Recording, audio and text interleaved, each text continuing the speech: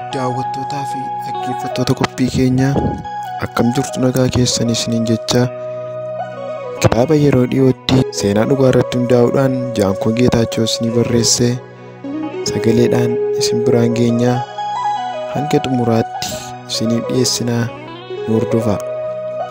Boqonnaa tokkoffaan jalqabamiitu. Guyyaa gaafa 26 bara 2010 akkuma yeroo kaanii hirriba ganamaa wajjinan wallaansoo wal qabaa ture. Hirribaa ka'ee gara hojii deemuuf bilbila koo fuudhee sa'aatii ilaaluuf yoon jedhu ergaa gabaabaa tokkon arge. Innis firoonni isaa jaarsoodhaa dhufaa jiru, isatti simaa, yoo danda'e hospitaalatti haa qaqqabatu jedhe. Sammuu koo guutummaatti hirriba keessaa hin dammaqin. Lammaffaa irra deebi'een dubbise, naaf galuu hin dandeenye. Ani jaarsoo magaalaa jedhamu maqaan hin beeka malee qaamaan dhaqee hin beeku. Fira ani sirriitti yaadadhus achi hin qabu. Haa ta'uyyuu malee ergaa dogoggoraati jedhees bira darbuuf na rakkise. Sa'aatii meeqatti akkanaaf ergame yeroon ilaalu halkan keessaa sa'aatii 9:16 irrattidha. Bilbilicha irratti deebisee bilbilee adda baafachuun qaba jedheen itti bilbile. Hin hojjetu. Garaan koo waa xiqqoo na rifate. Wanti ani hin beekne tokko na dudduuba akka deemaa jiru hubadhe. Kana gidduutti balballi alaa kutaa ani keessa jiru rukutame. Hiriyoota ani waliin jiraachaa ture gaarii fi waggaariin kutaa biraa keessa rafaa turan. Dhufanii balbala bananii keessummoota ani bifaan beeku namoota lamatu dhufe. Lamaanuu seenanii ta'an. Anis bakka ciisaa jiru ol jedheen isaan dubbise. Yeroon ol jedhee isaan dubbisu akkaataan ani itti rafe hubadheen ilaale. Gadi galagalee rafe. Akkan jiruun mirkaneeffadhe. Akka ani gadi garagalee rafe namattis hin himne. Suutuma akkaataa ciisicha koo sirreeffadheen keessummoota waliin haasa'uu jalqabe. Haasaa keessummoota dhufanii xiinxaluun jalqabe. Tarii dhimma ergaa gabaabaa halkan edaanaaf ergame waliin wal qabatu natti himuu dhufanii laataa kan jedhus shakke. Garuu isaan haasaa ho'aa fidanii taphachuu eegalle. Ammayyuu gidduu gidduutti garaan koo na rifata.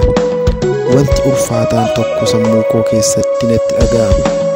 Utuma haasaa jirru gidduutti gaariif bilbilli bilbilame. Bilbilicha kaasee yeroo dubbatu hubadheen isa ilaale. Innis ana ilaalee bilbilicha fudhatee gara kutaa ciisicha isaatti darbe. Hiriyaa isaa dubaraa wajjin dubbata jedhee yaade. Garuu yeroo inni bilbila haasee gara keenyatti deebi'u fuulli isaa akka silaa miti, na'ee jira. Akka silaa hiikamee haasa'uu hin dandeenye. Hojii isaa deemuuf yeroo kan biraa sa'aatii kanatti uffata uffatee qophaa'aa ture. Har'a garuu callisee taa'ee haasa'uu jalqabe. Maaliif hin qophooftu? Sa'aatiin sitti geera jedheen gaafadhe. Rakkoo hin qabu, suuta jedheen deema naan jedhe. Kana gidduutti keessummoonni keenya ni deemna jedhanii isaaniin geggeessinee gara manaatti deebine. Anii fi waggaariin gara manaatti yeroo deebinu gaariin nu dudduubatti hafee bilbilaan haasa'uu eegale. Sana booda ani ol seeneen taa'e. Yeroo gaariin mallattoodhaan mataa isaa qabatee miira naasuu fi gaddaan waggaariitti haalaan fagoo dhaabbatee dubbatuun arge. Gurra koo irraan sagalee wayii dhage. Wanti hamaan tokko maatii kee irra ga'eera kan jedhu. Gaarii ofitti waameen wanta ta'e natti himi jedheen gaafadhe. Afaan keessa qaqqabataa mana keessantu eda akka balaa ibiddaa wayii irra ga'e fakkaata naan jedhe. Rifeensa mataa kootii hanga miila kootiitti bishaan na ta'e. Nan rifadhe. Ibidda akkamii jedheen deebisee gaafadhe. Waansaa ibidda wayiitu mana keessan qabatee abbaa kee immoo xiqqoo miidhe fakkaata naan jedhe. Keessi koo na diidallaa'uu jalqabe. Harka koo na hollatuunan bilbila haadha koo baasee bilbileef. hin kaastu. Waanan godhuuf wallaalee daqiiqaan tokko waggaa tokko natti ta'e. Gaarii fi waggaariin waa haasaa akka jiran natti dhaga'ama. Garuu gurri koo na duudeera. Ergaa gabaabaan edaa kan koo ta'uu mirkaneeffadhe. Mana keenya keessaa haadha koo, abbaa koo fi tuulii obboleessa koo isa quxisuutu jiraata. Hunduma isaaniitu du'e jedheen gaarii gaafadhe. Namni miidhame hin jiru. Abbaa kee xiqqoo arrabni ibiddaa argate fakkaata naan jedhe. Garuu waanuma fedhees haa ta'u ati wanta kamiyyuu fudhachuuf qophaa'e of jabeessi naan jedhe. Waggaariin dabalee nan rifadhe. Deebiseen bilbila haadha koo yaale. Hanga isheen kaastutti eeguun dadhabe. Bilbilicha cufeen abbaa kootti bilbile. Ergaa fudhachuu hin danda'u jedha. Sagalee abbaa koo yookaan haadha koo dhaga'eema. Sana booda du'uu isaanii dhaga'uun barbaade. Sirriitti naa yaadamuu hin dandeenye. Lamaanuu du'aniiru jedhee yaade. Garuu bilbila lamaanuu ittiin bilbilaa ture. Daqiiqaa muraasa booda haati koo bilbila ishee kaastee "Heloo immaa" jennaan "Heloo" naan jette. Haadha ji'a 9 garaatti na baattee harma hoosistee afaan jalqabaa na barsiisteen sagalee ishee wallaale. "Imammaadha miti ati?" jedheen gaafadhe. Haadha koon imammaa jedhee waama. "Eeyyee" jettee naa deebiste. "Maaltu ta'e?" jedheen gaafadhe. "Abbaa kee ajjeesaniiru. Anii fi tuuliin ammoo lubbuu namneerra. Manni keenya gubateera" naan jette. "Atii fi tuuliin nagaadha miti? Hin miidhamne miti?" jedheen gaafadhe. "Eeyyeen, garuu Geetaachoon hin jiru, du'eera" naan jette. Maatiin keenya abbaa malee akka fe'e, gaggeessaa malee akka fe'e, manni abbaa keenyaa fi haati keenya itti dadhabanii ijaaranis daaraa akka ta'e natti himte. "Amma ati tasgabbaa'i, an dhufaan jira.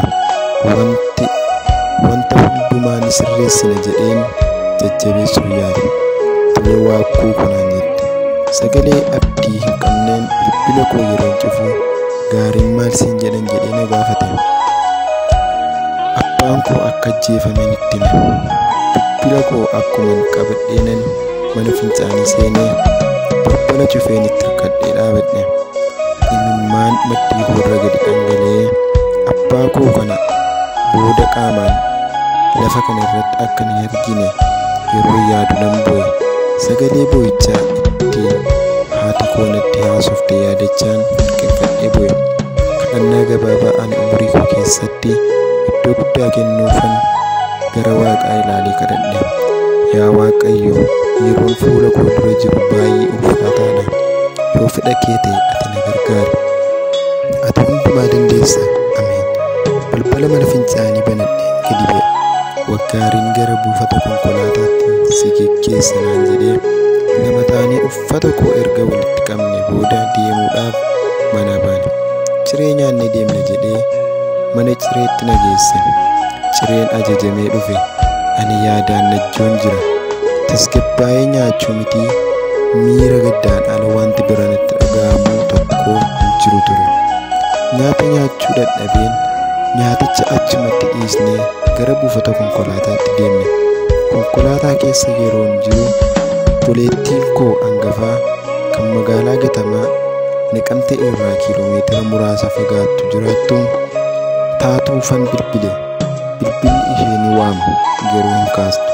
Hiriyoota ani wajjiniin guddadhe milkeessaa Nagumaa fi Firaaluu waan naattan bilbile. Lamaan isaanii akka waan ta'e quba hin qabnetti daasa'an. Ani garuu abbaan koo akka du'ee fi manni keenya akka gubateen lamaan isaanitti hime. Ammatti garuu maaliin akka du'e, akkamitti akka du'e, eenyu akka ajjeese wanti ani bare hin jiru ture. Imimmaan koo ofirraa haxaawwachaan maaltu ajjeese, maaliin ajjeesan jedheen Waggaarii gaafadhe. Waan ani beekuu qabu wanta dhufu kamiifiyyuu garuu ati of qopheessuu qabda, jabaachuu qabda naan jedhe. Deemsa keenya gara buufata konkolaataatti dhiisnee bira dabarree gara magaalaa Buraayyuu deemne. Buraayyuu yeroo geenyu Hiriyoonni koo hedduun kaaffee tokko keessa ta'anii na eegan. Saamu'eel, Biqilaa, Faayisaa, Amanuu fi kanneen biroo hedduutu turan. Hunduu gaafa na argan rifatan. Keessi isaanii jeeqamaadha. Nagaa isaan gaafadheen taa'e. Naasuu fuula koo isaanii irraa argu garuu du'a abbaa kootii irra deddeebi'ee akkan yaadu na godhe. Akkaataan ajjeechaa isaas akkan yaadetti salphaa akka hin taane shakke. Namas hin gaafanne. Callisee mangaraatti qabadhee dhiise. Hojjetaa wangeelaa Shifarraa jedhamu tokko mana isaatti nu geessee yeroo gabaabaaf Waaqa erga nuuf kadhatee booda kutaa wangeela keessaa nu dubbise. Kuticha yaadadhu garuu kadhannaa sana booda keessi koo xiqqoo na jajjabaate. Akkuma kadhannaa sana xumurreen karaa irratti baanee konkolaataa Finfinnee irraa gara Naqamteen deemu tokko yaabbannee imala eegalle.